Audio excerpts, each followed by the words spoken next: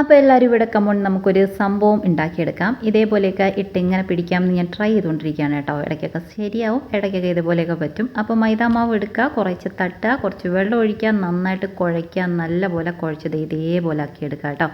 എത്രത്തോളം കുഴയ്ക്കാൻ പറ്റുമോ അത്രത്തോളം നല്ല സോഫ്റ്റ് ആയിട്ട് കിട്ടും. കൈയൊക്കെ കൈവിട്ട് തന്നെ കേട്ടോ ചെയ്യുന്നേ. അപ്പോൾ ഇനി നമുക്കിതിനെ 5 മിനിറ്റ് അല്ല 5, 10, 15, 25 മിനിറ്റെങ്കിലും റെസ്റ്റ് ചെയ്യാനായിട്ട് വെക്കാം. ആ സമയം കൊണ്ട് നമുക്ക് ഫില്ലിങ്സ് റെഡിയാക്കി എടുക്കാം. ഉരുളക്കിഴങ്ങ് എടുക്കുക, അത് ഇതേപോലെ താഴെ ഇടുക, എന്നിട്ട് അതിനെ എടുക്കുക. എന്നിട്ട് നമുക്ക് അതിനരിഞ്ഞ് വൃത്തിയാക്കി എടുക്കുക. സവാളയും വെളുത്തുള്ളി ഇഞ്ചിയും കൂടെ മടി പിടിച്ചിട്ട് ഞാൻ ഇതിൻ്റെ അകത്തേക്ക് ഇട്ടിട്ട് ഒന്ന് അടിച്ചെടുക്കാൻ പോവാണ് കേട്ടോ. എന്നിട്ട് നമുക്ക് അടിച്ചു കൊണ്ടുവന്നുമ്പോഴേക്കും ഇതേപോലെ ഇഞ്ചി അരയാതെ കിടക്കും. അത് നമ്മളെ നോക്കി ചിരിച്ചുകൊണ്ടിരിക്കും. കുഴപ്പമില്ല, അവിടെ കിടക്കട്ടെ, ആരിപ്പോൾ കുറ്റം പറയാൻ, നമുക്ക് കഴിക്കാൻ തന്നെയാണല്ലോ. ഇനി നമുക്ക് കുറച്ച് എണ്ണ ഒഴിക്കാം, കടുക് ഇട്ട് കൊടുക്കണം. കടുക് ഇതേപോലെ ഒരു കുട്ടി പാത്രത്തിൽ ഇട്ട് വെച്ചിട്ടുണ്ട്. അതിനിങ്ങോട്ട് വീഴാൻ വേണ്ടിയിട്ട് ഭയങ്കര പാടാട്ടോ.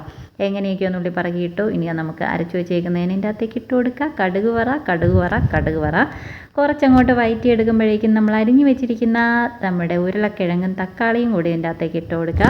നന്നായിട്ട് യോജിപ്പിച്ചെടുക്കുക. എന്നിട്ട് എല്ലാ കറികളിലും ഇടുന്ന പോലെ തന്നെ മഞ്ഞൾപ്പൊടി, മല്ലിപ്പൊടി, മുളക് പൊടി, അതുപോലെ മസാലപ്പൊടി, ഈ പൊടികളൊക്കെ ഇല്ലായിരുന്നെങ്കിൽ നമ്മൾ എന്ത് ചെയ്തേനല്ലേ. ഏത് കറി എടുത്താലും ഇതൊക്കെ തന്നെ ഉള്ളൂ. ഇതെല്ലാം കൂടിയിട്ട് ഇട്ട് നമ്മളൊന്ന് വയറ്റി എടുക്കണം. എന്താണ് ഉണ്ടാക്കാൻ പോകുന്നത് നിങ്ങൾക്ക് മനസ്സിലായോ? അയ്യോ, ഉപ്പിട്ടിട്ടുണ്ടായിരുന്നില്ല, കുറച്ച് ഉപ്പും കൂടെ ഇട്ടേക്കാം. അപ്പോൾ ഞാൻ ഇതേപോലെ നമ്മൾ കുഴച്ച് വെച്ചിരുന്ന സംഭവത്തെ പരത്തി എടുത്തിട്ട് സമൂസ ഷീറ്റ് ഉണ്ടാക്കി എടുത്തിട്ടുണ്ട് കേട്ടോ. സംഭവം സമൂസയാണ്, നല്ല ടേസ്റ്റാണ് എന്നൊക്കെ ഞാൻ തള്ളുമെങ്കിലും കുഴപ്പമില്ല കേട്ടോ.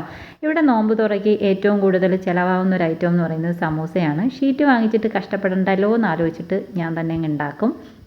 അതൊന്നുമല്ല കേട്ടോ, ഷീറ്റ് വാങ്ങിച്ചു തരാത്തതുകൊണ്ടാണ് എന്ന് നിങ്ങൾക്ക് മനസ്സിലായില്ലേ. നമ്മളിതേപോലെ കുഴച്ച് പരത്തി ഉണ്ടാക്കുന്നതിനാണ് അത്ര ടേസ്റ്റ്. ചുമ്മാ മനുഷ്യനെ പറ്റിക്കാൻ വേണ്ടിയിട്ട് ഓരോരോ ഡയലോഗ്സ് പറഞ്ഞിട്ട് നമ്മളെ കഷ്ടപ്പെടുത്തുക, അത്ര തന്നെ. പിന്നെ ഇതേപോലെ എണ്ണ ചൂടാക്കുക, അതിൻ്റെ അകത്തേക്ക് ഇട്ട് കൊടുക്കുക, നന്നായിട്ടൊന്ന് ഫ്രൈ ചെയ്തെടുക്കുക.